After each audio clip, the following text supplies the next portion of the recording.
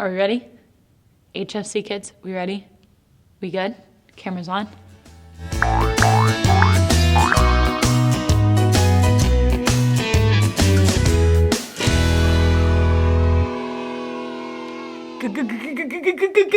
I wish I could do that faster. Good morning. Good morning, HFC kids. We're so excited to have you back again today.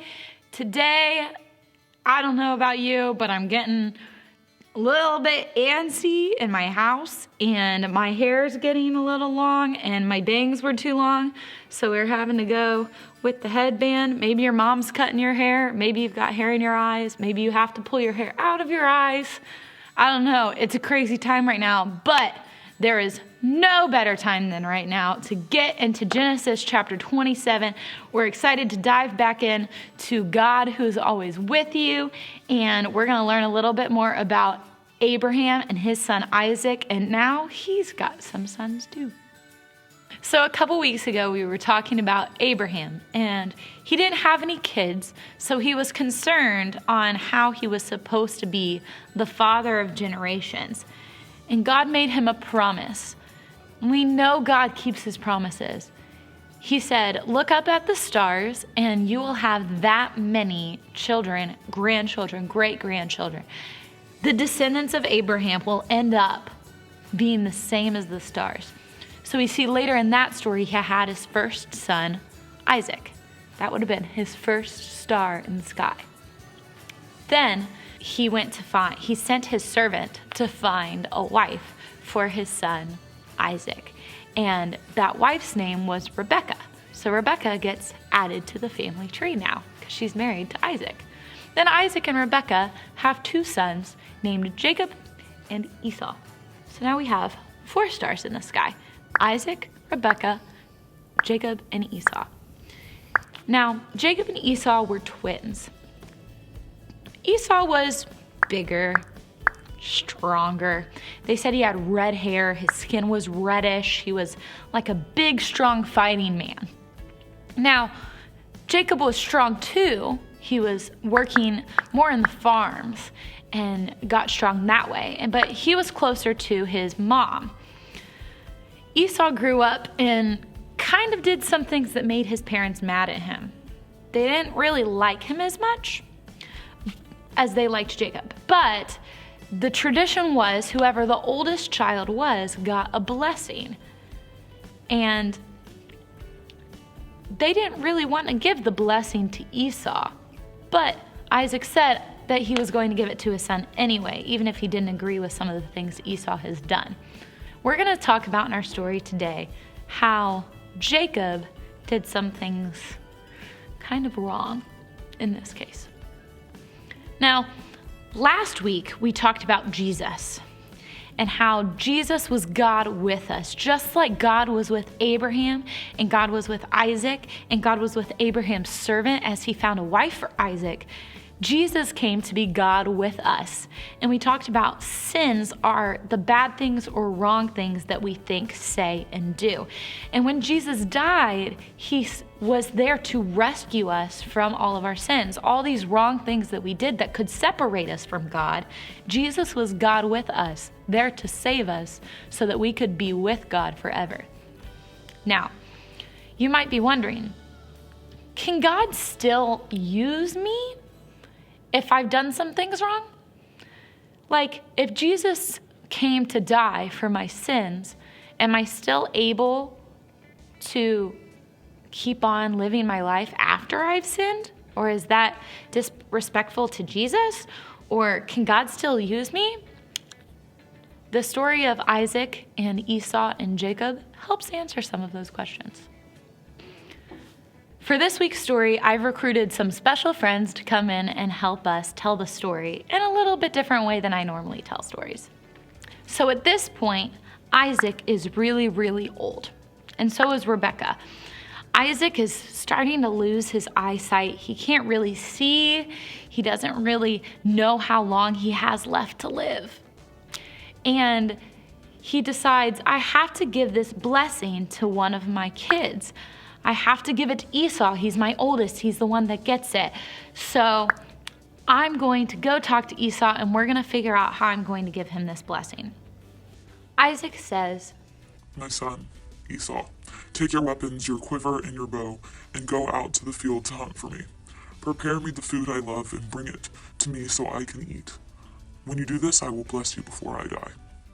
Yes, Father, I will leave immediately. Rebecca overheard this conversation. She knew that she didn't want Isaac to get the blessing. She wanted Jacob to get the blessing.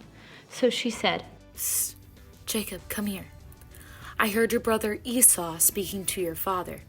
Your father told him to come back with food and receive his blessing. Now, listen carefully. Go bring me 2 goats. I will prepare them into the food like your father likes, and you will be the one to take it to him and receive the blessing. But Mother, if Esau is hairy and I am not, I know Father can't see, but if he feels me, he will know I'm not Esau. He will curse me instead of blessing me.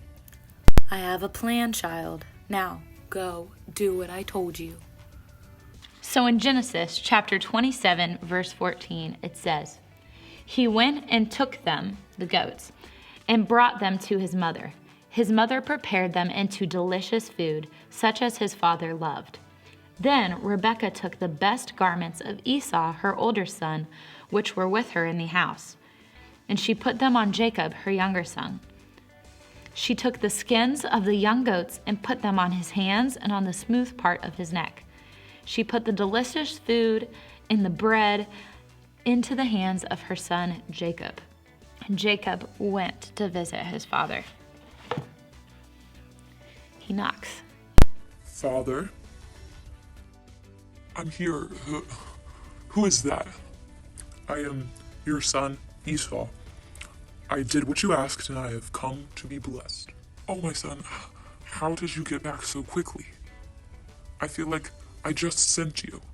Well, Father, I guess the Lord blessed my harvest. Well then, come to me, son, that I may feel you and make sure you're truly Esau. I am your son Esau. It says in verse 22, Jacob went near to Isaac, his father, and Isaac felt him and said, This is Jacob's voice, but the hands are the hands of Esau. And he did not recognize him because his hands were hairy like his brother's Esau hands. So he blessed him. And he said, Are you really my son Esau? Jacob answered, I am, Father. And he said, Bring the food near to me, that I may eat of my son's game and bless you. So Jacob brought the food to him, and he ate. And he brought him wine, and he drank. So Isaac said, Come near to me and kiss me, my son. And he came near, and he kissed him. Isaac smelled the smell of his garments and recognized them as Esau's, and went on to bless him. Father, I'm home, and I brought the food you asked for. May I have my blessing now? Wait, who are you? If you are Esau, then who was it that brought me the food earlier that I blessed? He's the one who received as a blessing. What? No! So, you might be wondering, if Jacob's been blessed, but he was blessed even after doing something really wrong and lying, could God still use him? So later in our story, about 20 years later, Jacob has run away because he knows that Esau is this big, scary, fighting guy who was really mad at Jacob for deceiving his father. So after he had run away, he finally decided 20 years later, I'm going to come back and I'm going to see if my brother will forgive me. And on his way, he got held up. He had been really successful after he had left. He had gotten that blessing, so he had all these sons and riches and everything that he could have ever asked for. But he had kind of gotten it on his own because of the blessing that he had deceived his father for. God needed to teach him a lesson. In Genesis chapter 32, verse 24, it says, Jacob was left alone, and a man wrestled with him until the breaking of the day. When the man saw that he did not prevail against Jacob, he touched his hip socket, and Jacob's hip was put out of joint as he wrestled with him. So this part kind of doesn't make sense to some people when you're just reading through the story. But it says later that this man that appeared to Jacob was like God with Jacob. And he wrestled with him. He said, this man's got to be brought down. He thinks he's so powerful and he's so strong and he's so cool. He needs something to remind him that God is more powerful than he is. So he comes and he wrestles with him, and he touches his hip, and it breaks his hip. So he can't walk right anymore. He's kind of got a limp. He's a little messed up. And then he said, verse 26, Jacob said, let me go. And Jacob said, will you at least bless me? And he said to him, God said to him, what is your name? And Jacob said, my name's Jacob. He said, your name shall no longer be called Jacob, but Israel. You have striven with God and with men, and you have prevailed. So he was there, and God decided to give him a second chance. Even though he had lied, even though he had done things and tried to make it through life on his own, God gave him a second chance, gave him a new name, but kind of hurt him so he would never forget that God was more powerful than he was. This name change ended up being a really big deal. His new name was Israel.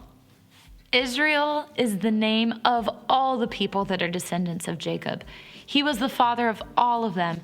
He ended up having 12 sons, and then they all had sons and grandsons, and that's just adding more stars in Abraham's sky.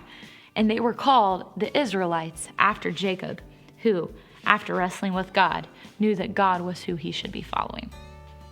So the bottom line for this week is, no matter what you've done, God can still use you. Even though Jacob had lied and cheated and deceived his father and taken advantage of a blessing that wasn't even his, God was still able to use him. Yeah, it was hard. The wrestling with God surely was not easy. He had to live the rest of his life with a limp. But those things were just a reminder that God was powerful and he was taking care of him, and that he would always be with him, and that God could still use him. So, HFC kids, our lesson this week is, no matter what you've done, no matter what you've thought or said or done that might be against God, it's never too late to still follow him, to recognize that he is stronger than you are, and that he can still use you if you just let him. So this week we talked about the story of Jacob, how he deceived his father, but God gave him a second chance. And when God gave him that second chance, he changed his name. He started out as Jacob, but God changed his name to Israel. So today we're making this little flap. And as you can see, I left the space open for the A, because even though his name changed, part of him was still the same. It was still the same man. It was still Jacob. God just changed his name so that he could take on a new identity now that he knew that God was in control. So for this, you're going to need a piece of blank paper. I have yellow because yellow makes me happy and it's sunshiny. And then markers and some scissors. You'll start out by folding your paper in half, hot dog style, just like this. And you'll start out by writing Jacob on one side and Israel on the inside. Just remember when you're writing each of those names to make sure that the A's line up with each other. So when you cut out the top one, the bottom one you can see through. For me, it helped when I made this one if I held it up to the light and could kind of see the writing through it. You might need to do that.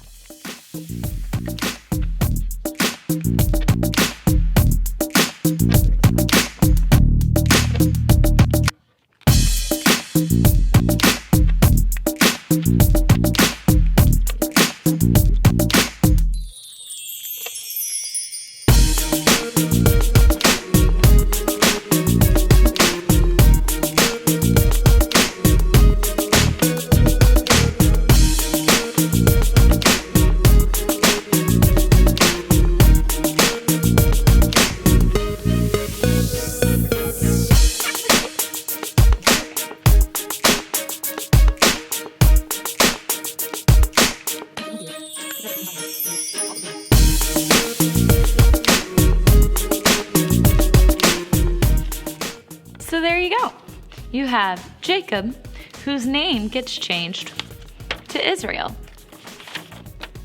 Hope you guys have fun with this one. Thank you for joining me this morning. I had a ton of fun. This was a pretty different lesson, but I'm glad I got to share it with you. Bye. See you next week.